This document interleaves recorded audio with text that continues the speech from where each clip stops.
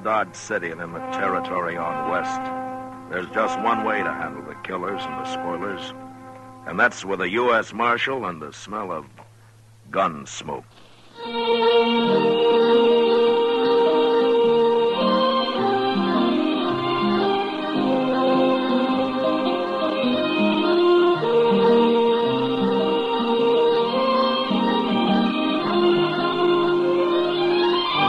Gunsmoke, the story of the violence that moved west with young America. The story of a man who moved with it. Matt Dillon, United States Marshal.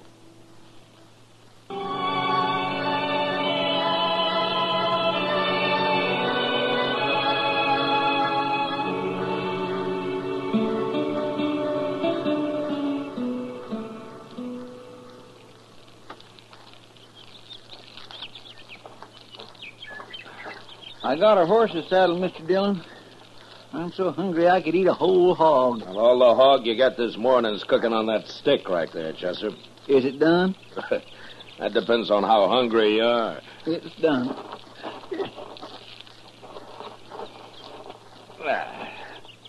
Sure will be good to get back to Dodge tonight and sleep in a bed again. Well, civilization's made you soft, Chester. Maybe so, but I get mighty tired of using my back for a mattress and my belly for a covering. Obviously, Chester, you were born for greater things than rooting around on the prairie and living in the rain. It hasn't been raining, Mr. Dillon. No, it hasn't. But it will, Chester. Sooner or later, it'll rain. Yes, sir. Wish we'd brought some more bacon. Say, don't old man Granby live around here? Maybe we could borrow a little from him. Well, according to what I've always heard, old Granby wouldn't loan anybody anything. You really think he's a rich miser, like they say? Oh, I don't know, Chester. Sometimes a man's entirely different from his reputation. I only met Granby once or twice. He seemed like a nice enough old fellow, though. Well, I wouldn't want to live out here all alone with nothing but a few horses for company. Oh, he's used to it. Well, even if he does have a lot of money hid away, there's no place to spend it out here. Granby's pretty old for the pleasures Dodge has to offer, Chester. Well, I hope I am never that old. At the rate you're burning yourself out, Chester, you never will be, so don't worry about it. Oh, now, Mr. Dillon, I live mighty quiet for a young fella who's free and still full of blood. Sure. Hey, look over there. Huh? There's that string of dust laying right on the ground there. Yeah, I've been watching it, Chester. It's not on the ground, though. There's a dry wash runs along there. Somebody's driving stock down it. Maybe it's old man Granby. That may be. Let's go say hello, huh? All right, sir.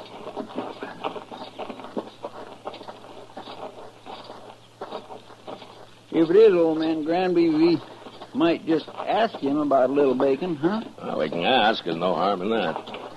Oh. Oh.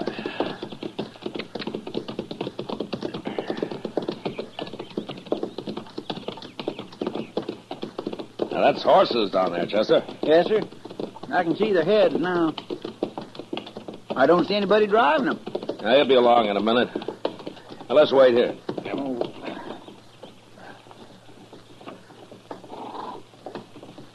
There he comes. Yeah. Hello! He stopped. That's not old Granby.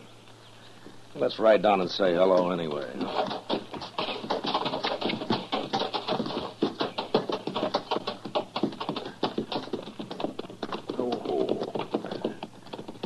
That's Granby's brand on those horses, though. He must have hired him a hand.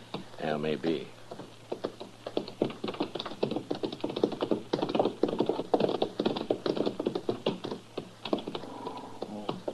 Hello? Hello. Are you working for Granby? I ain't working for nobody, mister. Oh?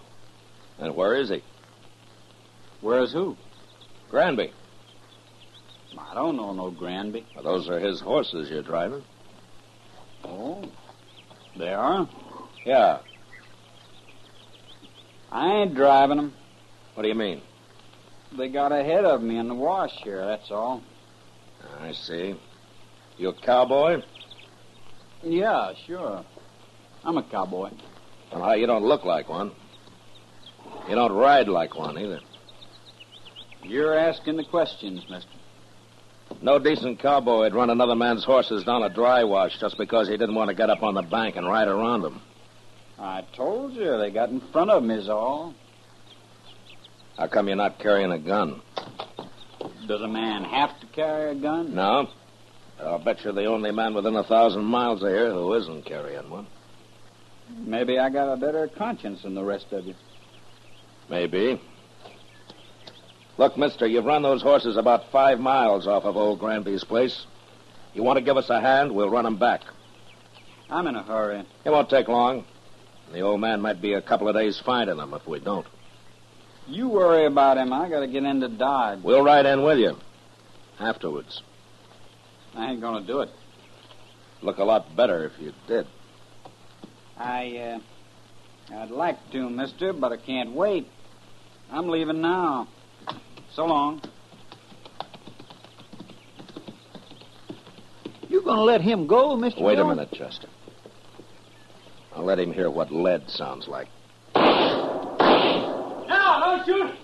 Don't shoot me! All right, then ride back here.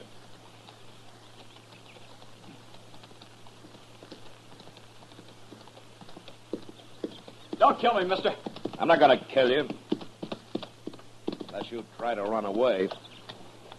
Why would I try to run away? You just did. Chester, Yes, sir.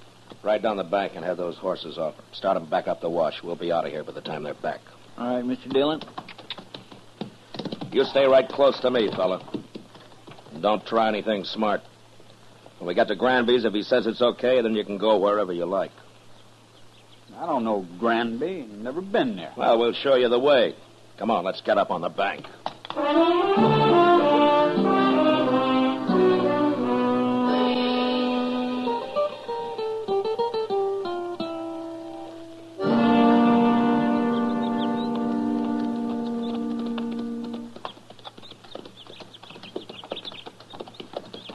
Old man Granby can find his horses all right now, Mr. Dillon. Yeah. But I want this cowboy here to meet him. We'll see if he's in the house. I'll wait for you. Get off that horse, fella. Go on. That's better.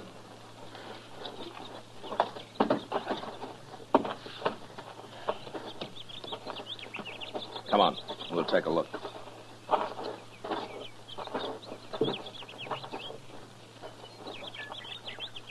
Well, what are you waiting for? Nothing. You go ahead, Chester. Yes, sir, Mr. Dillon. Looks like I'll have to herd this man in.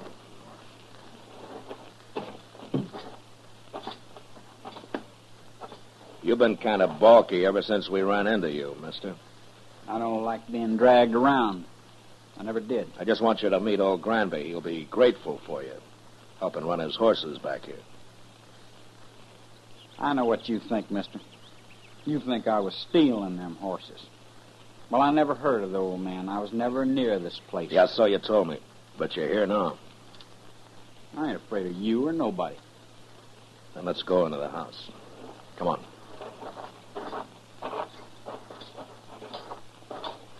Mr. Dillon, Yeah, what is it, Chester?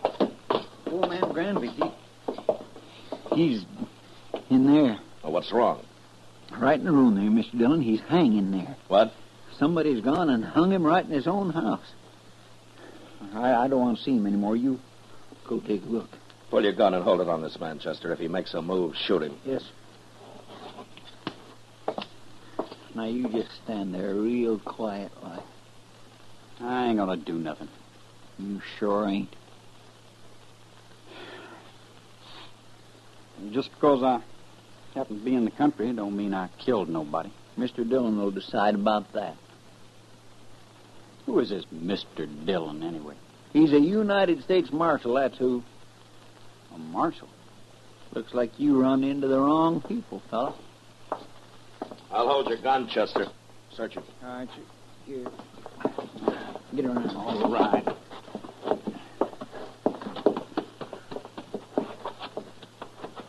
Turn around.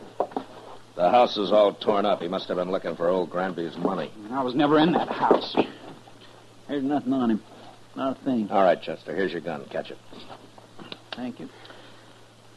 All right, now, what's your name, fella? Trimble. Joe Trimble. Where you from? Up north? Up north where? All over. What are you doing down here, Trimble? Making a change? Yeah, sure. And some cowboy you ran into told you about Granby being rich. So you came here and kicked the old man around and hung him. And then tried to find the money. That's a lie. This is the first time I was ever near the place. I'm sure you did it, Trimble, but I wish I had more evidence. A court of law just might not convict you the way things stand. You gonna let me go? No. I'm arresting you. And you're going to stand trial. And I'll do my best to see you hung. I didn't do it, I tell you. And I'll go free, too. You'll see. There's something mighty wrong about you, Trimble, and I can't figure it at all. But I'll sure find out.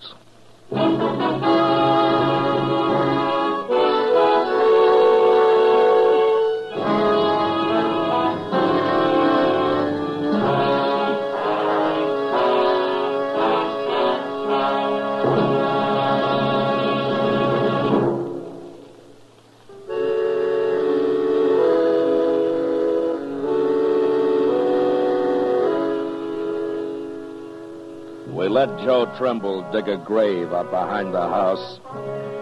Then we laid old Granby in it and covered him with dirt. I was pretty sure now that the old man had never had an extra dollar in his life and that he'd been killed for no reason at all. Anyway, Trimble had done a pretty thorough job looking for the money, and he'd found nothing. On the ride into Dodge, I tried to figure out just what he was. But he didn't seem to fit anywhere. He wasn't a cowboy or a hunter or a gambler or even just a drifter. After we got him locked up in jail that night, Doc and I went over to the Texas Trail for a drink with Kitty. And I was telling him about it. Now then, this fella Trimble, how old is he? Oh, around 25, I guess, Doc. Mm-hmm. Then he couldn't be running away from home. No, he's a little old for that, Kitty. Well, anyway, they'll hang him. Well, I hope the judge agrees with you, Doc. Why shouldn't they? All I got so far is circumstantial evidence. But then you should have shot him out on the prairie. It's a good thing you're not a lawman. Well, maybe if I were, there'd be fewer killings around here. I doubt that, Doc. You going up to Hayes for the trial, Matt? Yeah, I'll have to, Kitty. That'll take a week, I suppose. Oh, about. Why do you ask? Nothing, only you've just been away for 10 days. Well, I have to earn a living, Kitty. You could make more money gambling right here in Dodge. Oh, now, Kitty, don't start that. Good evening, Marshal. Oh, Major. Miss Kitty, Doc. Evening, Major. How do, Major? I'd like a word with you, Marshal. Sure, Major. So we can go over to the bar there. All right. I'll be back, Kitty. Doc. No hurry, Matt. Doc's got a lot of money. Oh, now I'll buy you one drink, Kitty. Just one drink, and that's all. Well, it's a start, Doc. Let's go, Major. I had to come to Dodge on other business, Marshal. But I wanted to pass the word to you that we're looking for a man. Oh? The Army? Yes, a deserter. Oh? Not from Fort Dodge. Where was he stationed, Major? He was with the 7th Cavalry at Fort Lincoln. Oh, up in the Dakotas. And for some reason, they think he headed south. Now, I don't have much of a description of him, just that he was a private, about 4'25", curly blonde hair, and he had a scar on his left hand. Yeah, that fits. What's his name, Major? He enlisted as Joe Gould, but he's known to have used the name Trimble. Uh-huh. Well, he's right here in Dodge. What? I got him locked up in jail. Well, that's fine, Marshal, but how did you know? I think he murdered an old man who lived a day's ride north of here. I'm going to have him tried for it. Now, that won't be necessary now, Marshal. I'll take over custody of him. No. Well, Then he'd be tried at Fort Lincoln for desertion. I want him tried for murder. And I gotta be there to present the evidence. You could go up to Fort Lincoln. No, the Dakotas are out of my territory, Major. Besides, this is a civil crime. The Army wants that man, Marshal. I'm sorry, Major. He's gonna be tried in Hayes first. He is still a soldier, even if he did desert. Well, if the judge lets him off, you can have him. But not otherwise. Major, he tortured and hung an innocent old man, and I'm going to do my best to see him punished for it. Well, I'll have to take this up with my superiors, Marshal. You better hurry. I'm going to Hayes with him tomorrow. I hope you won't regret this, Marshal. I won't, Major. Not if Trimble is properly punished. I won't.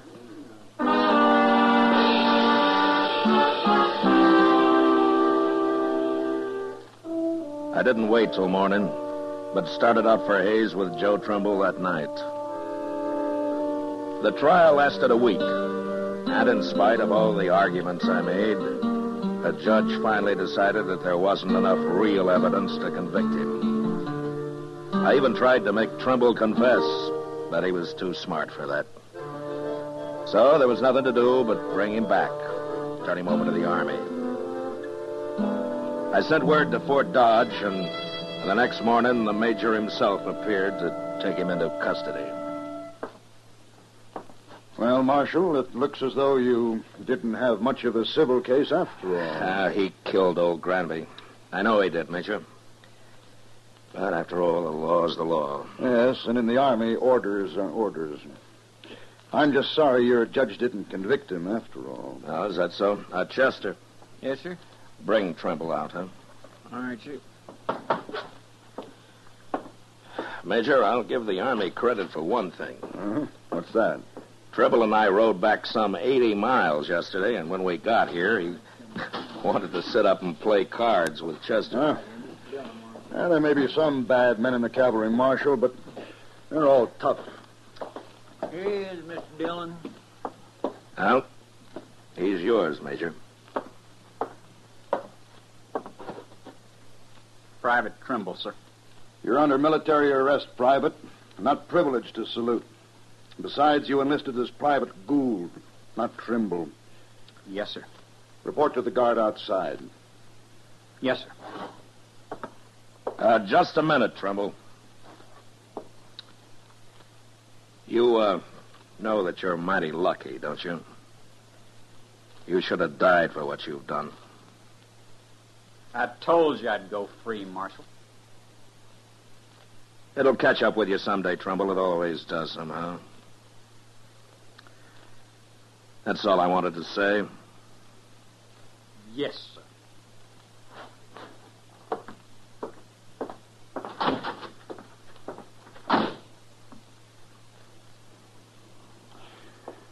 Well, thank you, Marshal. I'll be getting along. Oh, Major, you said that you were sorry that the judge didn't convict him. Why have you changed your mind? Well, I have orders from General Terry to return him to the Dakotas, to Fort Lincoln. Well, he'll be tried there, but he won't be hung for just desertion. Well, oddly enough, Marshal, he won't even be tried. For some months, anyway. He won't? No. It seems that the 7th Cavalry needs every man available. They're leaving Fort Lincoln on an expedition against the Sioux and the Northern Cheyenne. Oh, the Sioux, huh? Yeah. I wonder if old Sitting Bull is still the chief medicine man with them. Sitting Bull? Yeah. No, I never heard of him. But I expect the 7th will be heading into Montana territory. Well, if they're after Sitting Bull's tribe, they will. He's always had a large camp over on the Little Bighorn. That's so? Yeah. Oh, by the way, who's in command of the 7th Cavalry now? Oh, an officer I served under a couple of years. I never did care for him. A General Custer.